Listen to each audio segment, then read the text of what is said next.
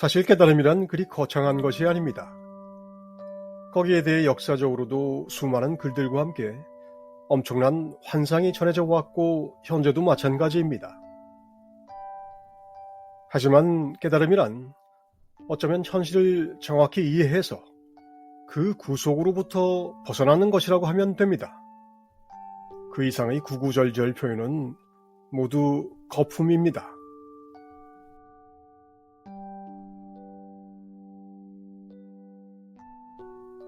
성령이 임하고 궁극의 신비로 귀환하며 하루아침에 내 존재가 극적으로 변하는 것이 아니라 하루하루 살아가는 바로 지금의 일입니다.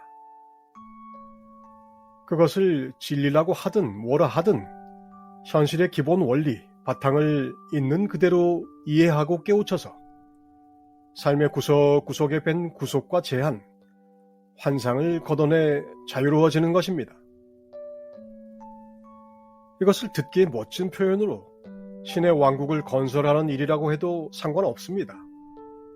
실제 내용이 그대로이기 때문에 뭐라고 수사 표현을 덧붙여도 달라지지 않습니다.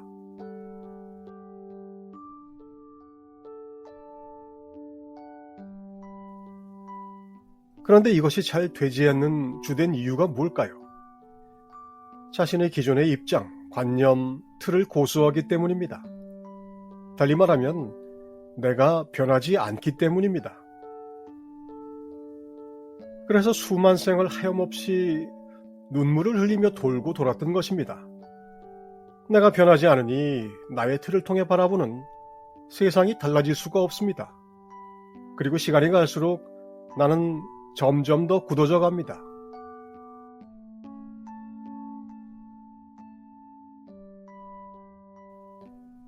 일본에 선 이야기가 있습니다. 어느 선사를 찾아온 대학 교수에게 선사는 찻잔이 넘치도록 차를 따릅니다. 교수가 놀라 잔이 넘친다고 말하자 선사가 답합니다. 보면 잔이 넘치는 것을 알겠죠. 잔이 가득 차 있으면 더 이상 차가 잔으로 들어갈 수 없습니다. 마찬가지로 내 입장과 관념을 고수하면 거기에 아무것도 들어갈 수 없습니다. 새 술은 새 부대에 넣어야 한다고 하는 이유입니다. 자신의 기존의 관념을 비워서 새 부대로 만들어야 하는 이유입니다.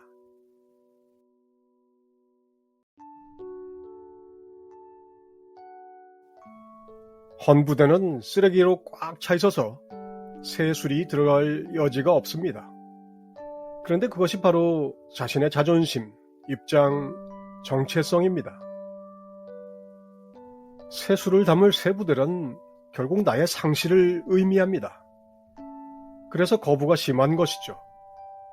기존에 내가 죽지 않으면 안 되기 때문에 온갖 어려움이 발생하는 것이 어려운 이유입니다.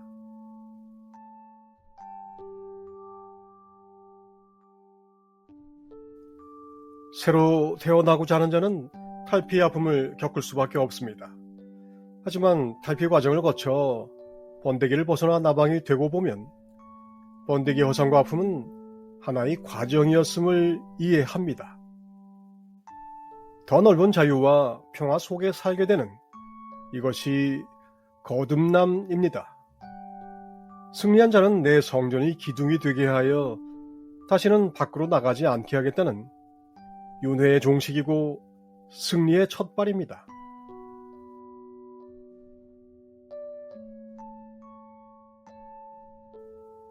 내가 변하기 위해서는 자각만이 그 힘을 발휘할 수 있습니다. 깨달음 공부에서 미덕으로 말하는 수용, 허용, 포용, 초연, 자비, 배려, 이해는 물론이고 분노, 욕망, 두려움 이런 것들 모두 자각의 기초에서만 넘어갈 수 있습니다. 자각은 판단을 넘어서 판단을 보는 것입니다. 두려움을 넘어 두려움을 보고 욕망을 넘어 욕망을 보는 것입니다. 그래야 변합니다. 벗어나서 봐야 합니다. 통속의 나는 안에서는 스스로를 제대로 볼 수 없고 통 밖을 벗어나서 봐야 제대로 보입니다. 같은 수준에서 보면 결코 내가 변하지 않습니다. 잠시라도 넘어서서 봐야 합니다. 그래서 자각만이 중요합니다.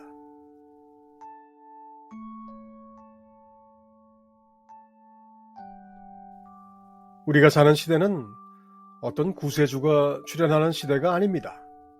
그리스도의식, 붓다의식이 개인 각자의 의식에 발현해 전체로 확산되어 가는 시대입니다. 개인의 시대입니다. 각자가 스스로 책임져야 하는 깨달음의 시대입니다. 예수나 부처도 대신할 수 없습니다. 나를 통하지 않고서 갈 수 없는 것이 깨달음입니다.